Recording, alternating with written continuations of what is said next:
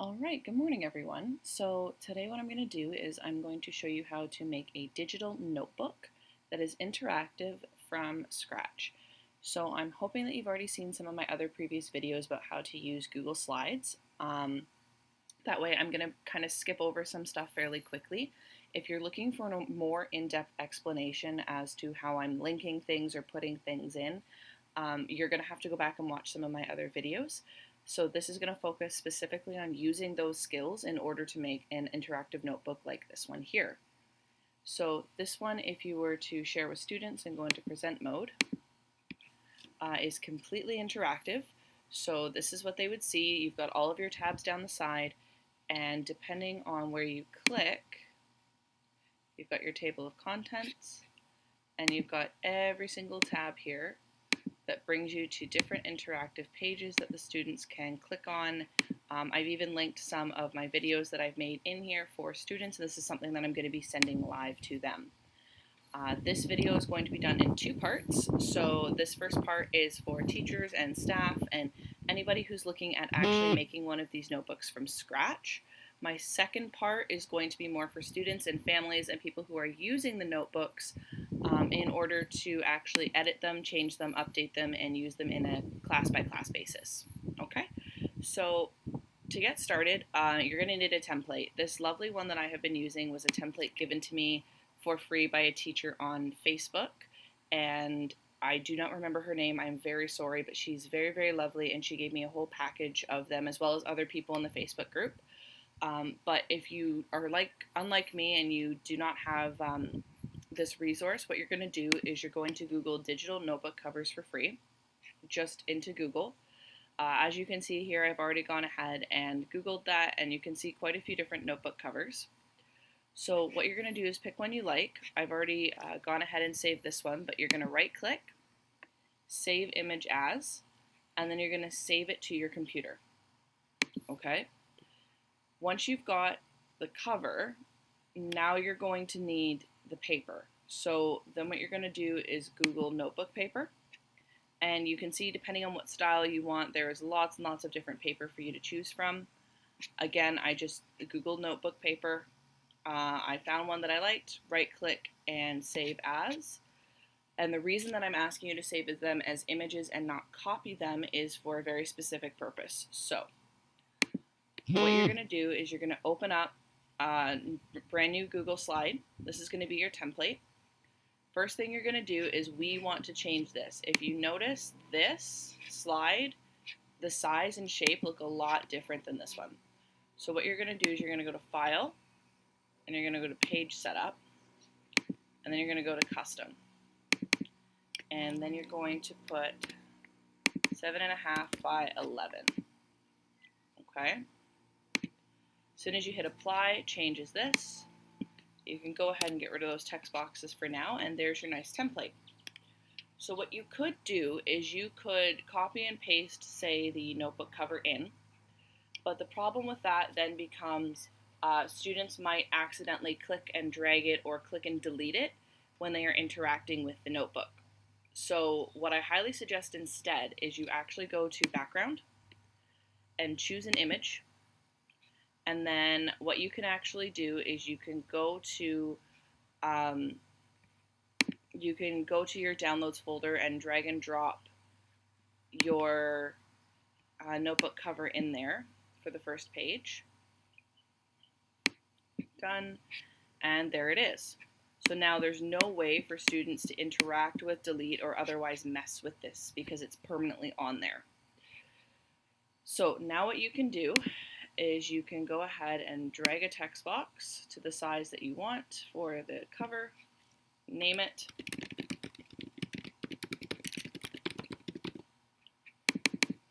and otherwise change it to whatever is aesthetically pleasing for you. Okay. Then what you're going to do is you're going to add a new page, and this is going to be the actual contents of your notebook. So you're going to go ahead and do the same thing, background, choose image, only this time what you're going to do is you're going to drag and drop your notebook paper. And now you've got notebook paper that you can use. So this is the part that might require a little bit of playing around on your part as the teacher. So you're going to want to drag the text box to the size of the paper. And then you're going to want to play with how big the font and what style of font, because sometimes what ends up happening is this. So you can see that it's not quite lining up on the lines and it gets really hard to look at. The easiest way I have found of dealing with this is to actually go into the line spacing and make it about, depending on the paper, sometimes it's 1.15, sometimes it's 1.5. So this one looks like it's going to be 1.5. And then if you just, oops, Command Z just undid that one for me.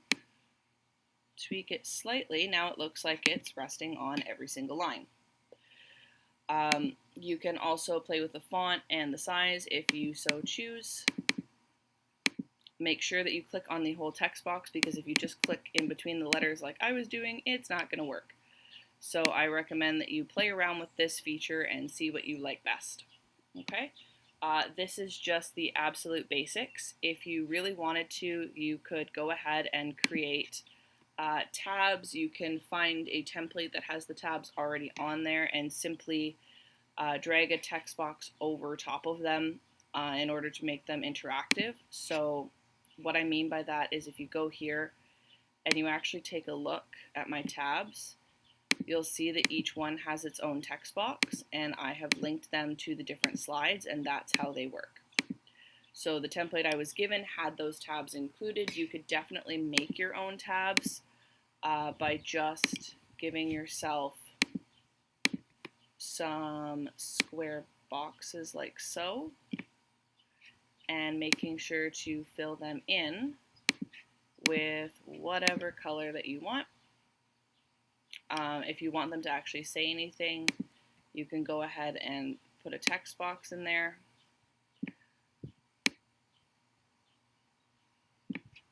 Now you'll notice that if I start to type this, it is sideways. So what you're going to have to do is just make sure that it is actually going in the right direction and the right size here.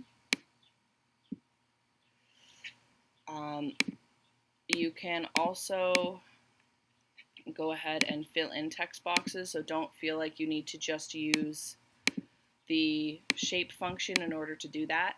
If you want to not have as many layers, you can just simply do it with a text box. Then what you can do once you're done is copy the URL from the top of the address bar for whatever page you're trying to link it to. And when you click on the text box, make sure your cursor isn't bouncing around inside there, because that'll link it a little differently. So you want to actually click on the item as a whole. Go ahead and insert your link. And now what will happen is if you click on that, it will automatically bring you to this page. Okay, and you can go ahead and make several ones of those.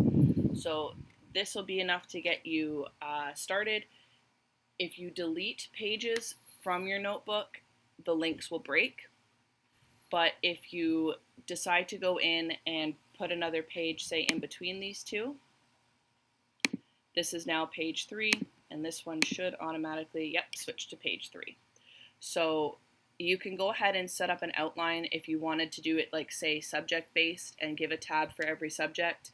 And then if students were to go ahead and insert, like I'm going to talk about in my next video, insert anything from your lessons in there, your tabs will not break. They will still be able to use them to quickly get from point A to point B. Okay, so look for part 2, where I'm going to talk about how to take one that has already been made and add to it, change it, or otherwise decorate it. Okay, thanks.